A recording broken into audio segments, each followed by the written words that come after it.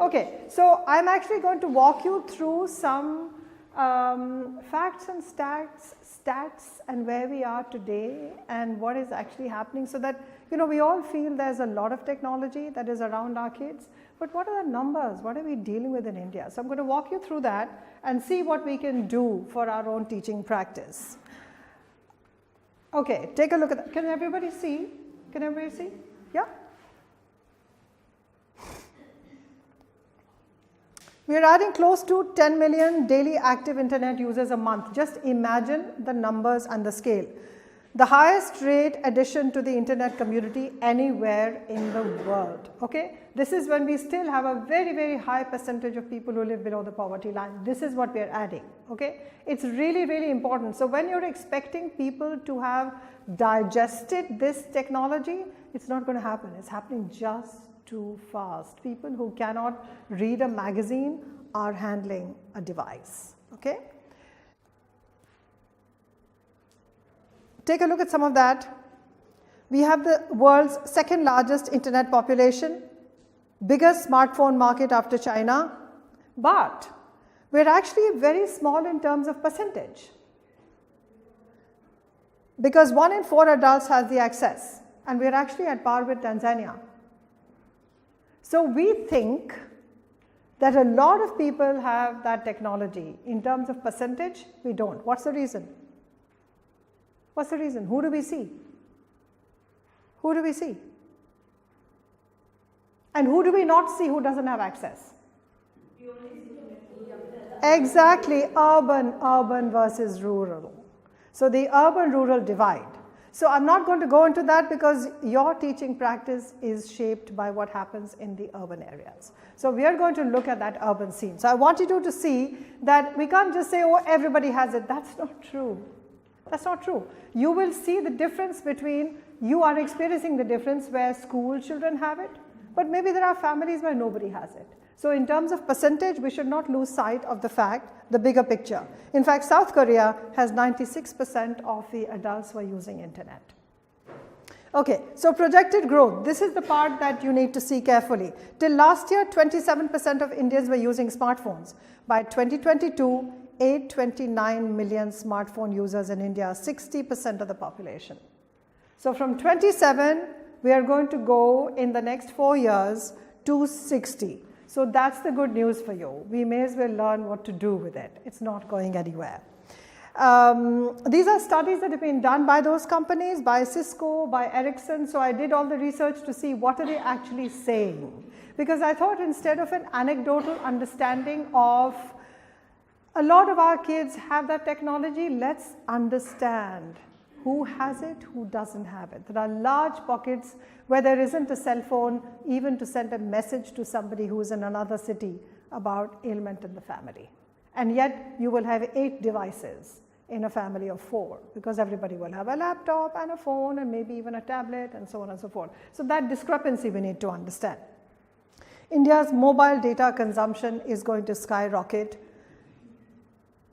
from 3.5 GB to 17. So what are the telecom people doing? They're working on this. These are projections and studies done by the telecom people. That's their bread and butter and cream. So you can see what's happening. So I'm trying to put all of this into context so that we have an intellectual understanding of what this phenomenon is and where it's going. And where are we going to go with this? Is it enough for me to say, ban the phones? No, we need to have a heavier, deeper understanding of what's going on. So the digital lives of Generation Z. Who are Generation Z? These are your companions for 8 hours every day. Born between 1994 and 2004. Is that broadly the kind of age group you're teaching? Yes? Okay, so 50% of urban teens and preteens in India own a mobile phone. That's why I had the previous slide, to let you see that we are actually obsessively thinking about the urban teens. That's really important for us, but it's not the whole of India. It's a different problem. Okay, so 30 million out of 69.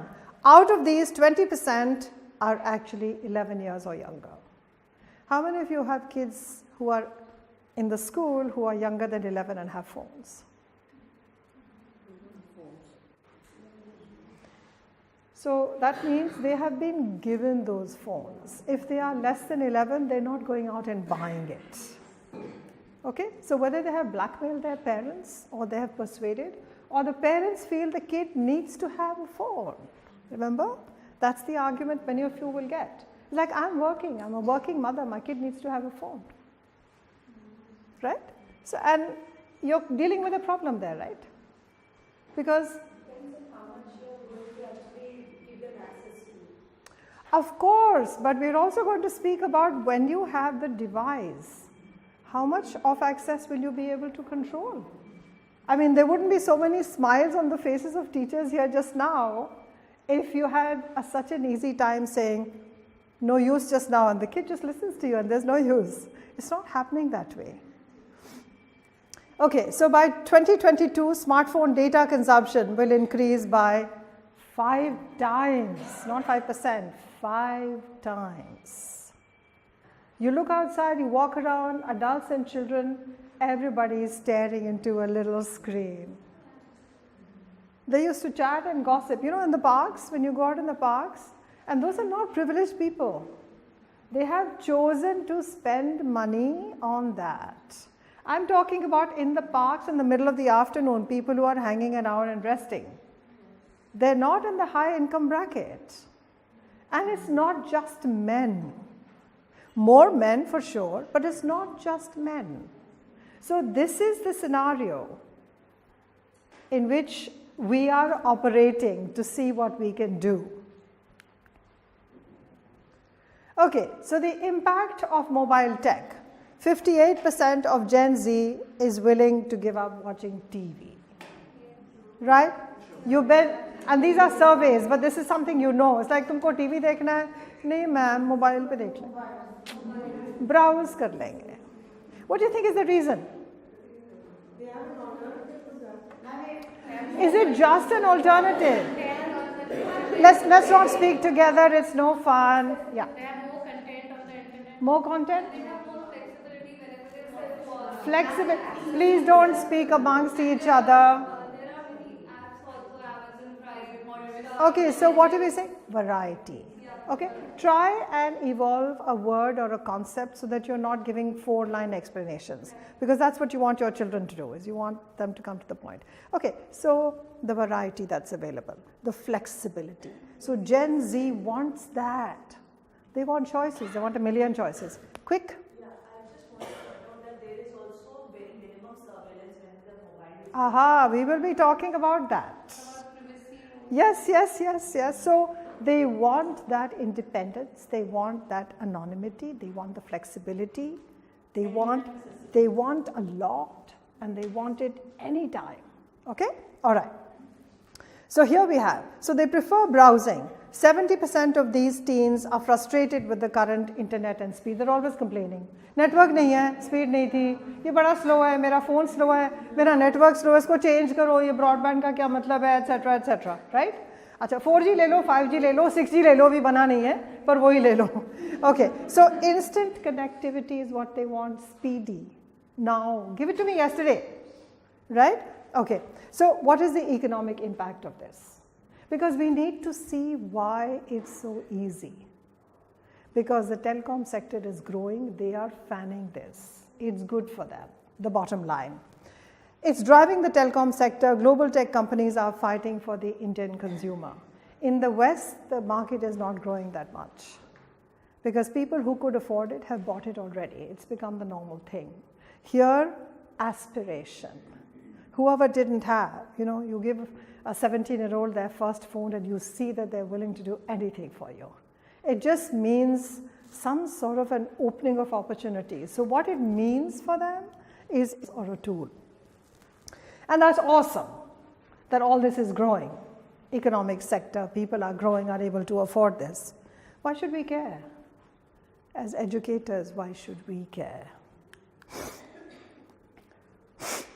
Disturbing trends, we have come to that. This is a study done by the McAfee. You know the McAfee? They are the virus. Okay. So all of these studies are from companies that you would recognize, Ericsson and McAfee and so on, because these are the interested guys. Their business models for the future matter to them. So they're doing this research. So if they are doing this research and it's still disturbing, it must be actually a little worse than it shows here. Okay. So look at an increasing number of children are visiting inappropriate websites compared to the US and UK. So if you thought the kids in the West are more liberated, I just want to tell you, maybe we don't know our kids. Okay? Maybe we just don't know. Okay, more than 50% of Indian parents surveyed by McAfee. So the company did the survey with the parents, and they found that they've discovered their child is visiting inappropriate sites. Parents are having sleepless nights, but only 36% of Indian parents use software to monitor their children. What is the reason, you think? It's a very low percentage. The parents who would have been interviewed by these companies would probably be double income, both educated, but only 36 out of every 100 parents are using something to check what's happening. What do you think is the reason? They don't have time. For the time they are not able to give to the kids. Okay. So I just want to say, when we say we don't have time in the 21st century, there's a problem with that formulation. Nobody has the time. We make the time. We make the time for some things and we don't make the time for some things. So when we say, "Main busy thi," everybody in this city is actually busy. So please don't think you're the busiest of them all. We choose to do certain things. We choose to overlook our health. We choose to overlook our relationships, certain relationships, and we cultivate other relationships, and parents do the same. We are choosing priorities of time allocation in a crazy world. Is the world crazy, or are we making it crazy? That's a whole other conversation, right? And that's a whole other conversation, because I think we're all very aspirational, which is both good and bad. If we are not aspirational, we're not going to move. But if everyone thinks of 6 careers, I want to be this great professional, I want to be this great dean, I want to be a great mom, then I want to be a great sister and a great daughter because my mother taught me to be a great daughter. And I must be a great sister to my younger siblings. You know what? I can't do the traditional as well as the modern aspirational. I'm trying, we're all trying. In the same process, when you turn around and say parents don't have the time, they are probably not making the time. And somewhere as educators we feel, and I've heard this at other schools as well, believe me, I've heard it at schools where parents are wealthy, educated, everything else, and the teachers do feel that the parents are spending less time with their children than teachers think is good for them. Parents very often choose, इस class में चले जाओ, ये चीज़ सीख लो, मैं वहाँ छुड़वा दूँ, मैं वो करवा दूँ, and then people meet over a hurried meal where everyone is looking at their devices, right? So they go on family holidays, and on family holidays they swim together and they walk together, and then they basically stay on their own devices. So they're plugged into their own individual worlds. So we are speaking here, how is that different from reading your own independent books? There would be families where people went out and somebody would listen to the radio and somebody else read a book and somebody else did something else. So what's wrong if we're all looking at different phones and doing different things? How is it different? I mean, I don't have an answer. I'm asking you a question. Why should we care? Is there a difference? Yeah, but there were kids who were always reading and saying, किताब नहीं छोड़ता, radio ही सुनते रहोगे. ऐसा होता था ना? So phone में और इसमें क्या फ़र्क है? हाँ. नहीं, सिर्फ कवर से नहीं पता चलता, किताब देखनी पड़ती है. हाँ, okay. So you.